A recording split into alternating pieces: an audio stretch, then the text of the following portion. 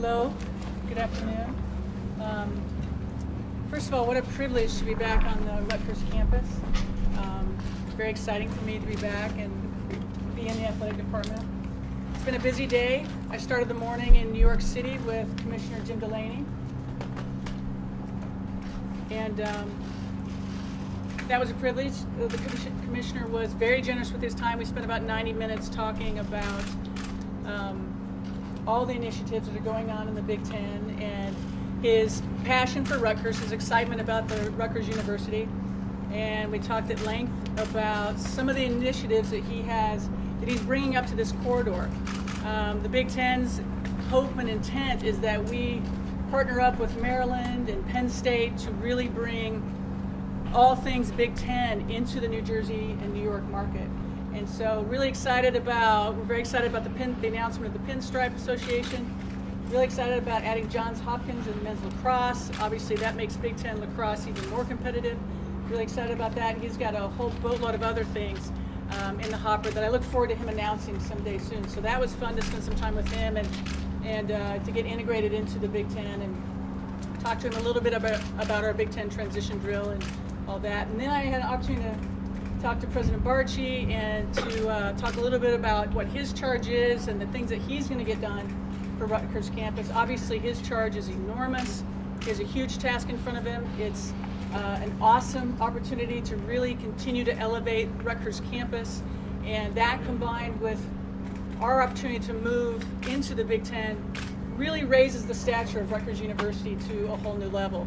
And we hope to become a national news story for sports and academics, and so we're really excited about that. And then just now I had the opportunity to meet with our head coaching staff and with our senior staff, and for me that was really important time spent because that's our team. That's the team that I'm charged to lead, and I was very touched and affected by their passion for going forward and taking our athletic department and beginning to transition into the Big Ten and all of the work that will require.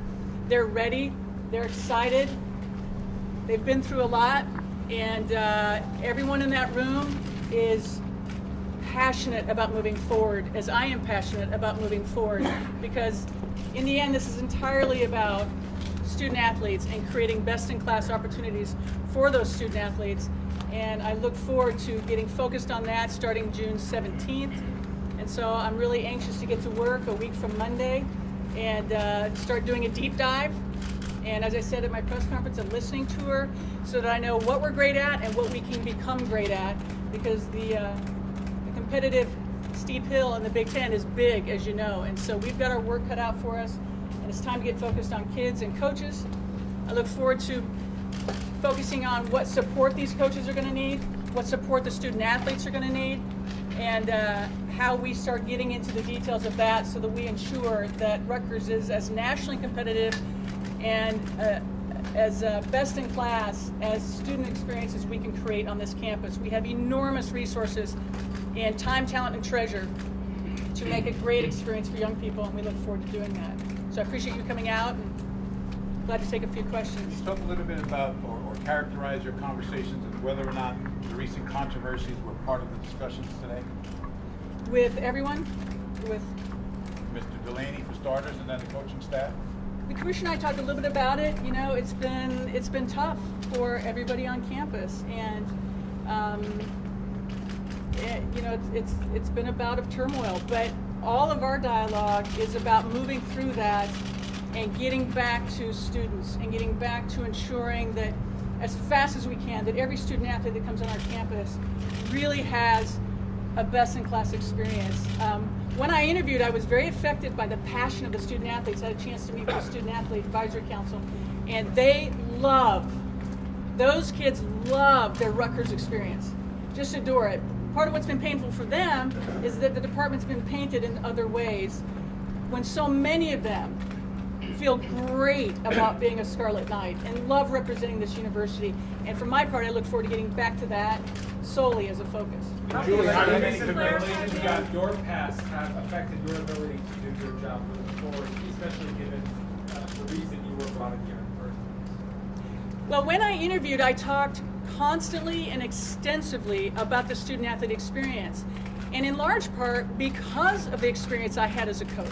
Because of a past experience, I felt very strongly about it. I went through a difficult time with the team, and it was difficult for them and it was difficult for me. They were young and I was young, and because of that experience, the truth is, I feel uniquely qualified to create a fantastic student care system because I know as a former coach how important that student care system is. And because of that experience at Tennessee, the first thing I did when I went to Louisville was build what we call L-Care.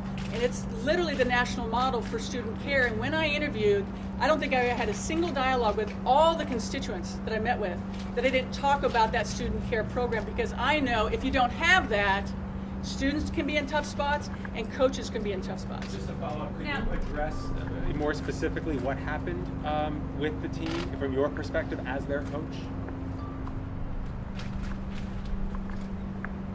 What I would say about that is it was just a difficult time. There were so many things going on with the team. And when you're a young coach, you may or may not be equipped to manage a lot of what we were managing as a team at that time. And as hard as that time was, I'll say again, and as difficult as it was on me, it was arguably in some ways one of the most important times for me, not only as a future coach, but especially as a future administrator, about what we have to do as administrators to position students and coaches to be successful. Because young people today on every campus bring great challenges to these coaches.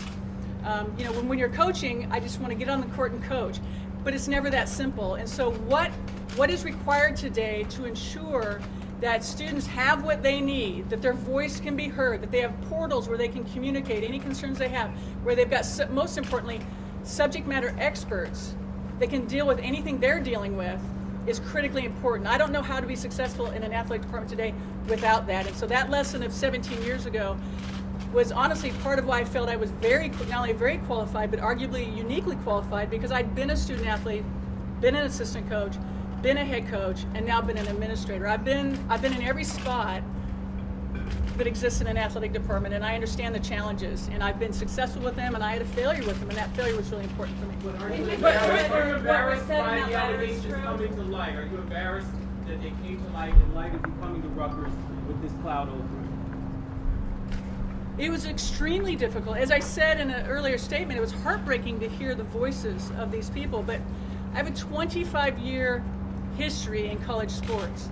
And like I said, having been a student, assistant, a head coach, and administrator, that was Embarrassing? very difficult.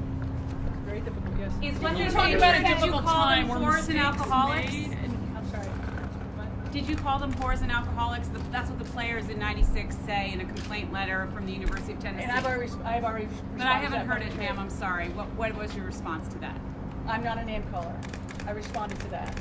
Given the controversy that we've seen, how concerned are you about your effectiveness to be able to connect with the alumni, to generate support for Rutgers, financial support, and so forth? Well, I would tell you when I was awarded the job, I was told that was going to be a tough challenge. And I believe it is going to be a tough challenge. Has it been made harder? No doubt. Am I going to have to work double time to connect with the people who are passionate about Rutgers? I am. I think one-on-one meetings are going to be critically important for us so that people can meet me, know what I stand for, understand all of my experiences to the extent that they know who I am and what I stand for and what my 25 years in college athletics has been about, and communicate to them my values, absolutely my values, that most importantly are in alignment with Rutgers University values. Julie, why don't you tell the search committee about the sexual discrimination lawsuit at Tennessee? Was it brought up? Did you tell them all about what happened? And what was your take on it? In the process, I think with the search firm, that all gets disclosed. So they didn't ask you about it directly when you met with the search committee here, or are we saying it didn't really come up? I think they reviewed the cases. I think they were informed about the cases. But they never But nobody asked any questions. I think the search firm had a conversation with me about it. And the search firm, I know, contacted Tennessee and had a conversation about that case and its merits. I mean, it does sound that correct me, I don't mean to be this way, but it does sound a bit strange that the search committee wouldn't have brought this up in a meeting. It didn't come up at all? You're going to be the head administrator here. It just seems like a very, almost a logical question that would have come up. Well, my understanding is that it would have been vetted to the search firm, and whatever conversations they had with the committee, I can't address. So you had a conversation with anyone Above you at Rutgers, before this all came up, about these various incidents in your past, the legal issues, the volleyball team? Well, they knew that there had been a case and that it had been litigated to the resolution it was litigated to. And I don't agree with the outcome of that jury, but everyone was aware of it. And Got time for two more questions. Were they aware of both cases or just the one case? I'm sorry, say it again. Were they aware of both cases? Were they aware of the 2008 case? Yes, to my knowledge, yes. Julie, have you found dealing with the media here in New York different than in the past? And New Jersey. The second part of that is, have you dealt with any, for lack of a better term, damage control experts that Rutgers has hired, and what were those conversations like? Sweetie, what was the first question? The first part was, have you found dealing with the media in New York and New Jersey? Well, in the interview process, and I don't know how many people I met with different people every hour on the hour for 2 to 3 days. There wasn't one person that didn't say, "Are you ready for the New Jersey media?" And I naively said, yes, because I feel that I'm completely an open book about all my past experiences, and so I didn't honestly even think twice about it. During this process, I can tell you that many, many people across the nation reached out to me and said, "How can I help? Because I know you, I know what you stand for, I want to help." And so I didn't hire anybody, but there were definitely a lot of people calling me for input on how to begin to move through something like this, and I really appreciate their input. Did you ever have any second thoughts, Julie, through all this process, through everything you've been through in the last couple of weeks? Ever thought about That question will make me emotional, and here's why. Who wouldn't? But the truth is, I was interested in this job because I believe that Rutgers is truly a special place that is so uniquely positioned to do something great. And because of the length and breadth of my experience, I do feel qualified, and I feel so passionate about making certain that student athletes have a great experience. The reason I got into athletics, the singular reason I got into athletics, is because I had a great experience being a volleyball player at Nebraska. It was game-changing for me. And if we can provide 500 or so opportunities to youth to get to do that, I'll go to the mat. I'll deal with it. I'll put up with it. I'll deal with a national embarrassment. I'll do whatever it takes to make certain that these students have that same opportunity to live out their dreams. And I can't wait to get started. I'll see you on June 17th. And I can't wait to get to know all of you personally. So thank you for coming out today. It means a lot to me. Thank you. Thank you. You guys.